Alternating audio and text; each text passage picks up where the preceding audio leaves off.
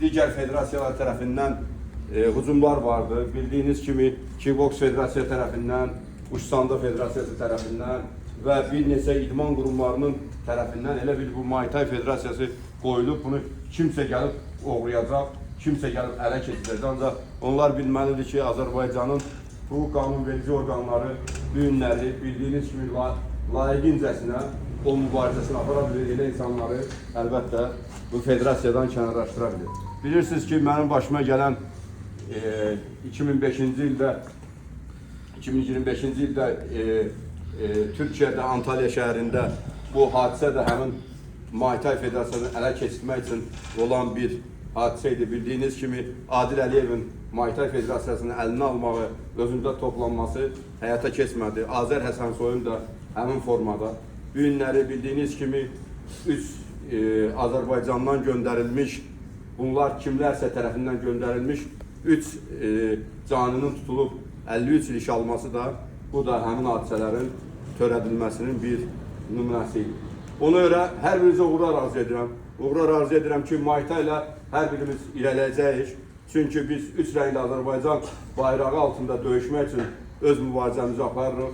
Dövlətimizə, xalqımıza, millətimizə, cənab prezidentimizə inanaraq və idmanın inkişafının Azərbaycanda da bir idmançı olaraq genişləndirmək, bir idmançı olaraq inkişaf elətdirmək də bizim vəzifə borcumuzdur. İnanın ki, hər biriniz bu yarışda döyüşmək və Azərbaycan bayrağını ucaltmaq hər birimiz üçün bir şərəfli yoldur. Bu yolu tutduğunuz üçün də sizin hər birinizə təşəkkür edirəm ki, siz bu çətinliklərlə də olsa Muay Thai idman növünün yaşaması və onu inkişaf etdirməsi üçün əlinizdən gələn hər bir addımları atırsınız ki, Azərbaycan bayrağını qaldırasınız. Ona görə sizə uğurlar arzu edirəm. Uğurlar arzu edirəm ki, bu qələbəni öz müəllimlərinizə, federasiya və öz ailə üzvlərinizə yaşatdırasınız və sevinci hisslərini də hər birimiz keçirdək. Sizi təbrik edirəm, hər birinizə Muay Thai ilə irəli! Hər birimiz Muay Thai ilə irəli sözü ilə inanıram ki, 20 gündən sonra da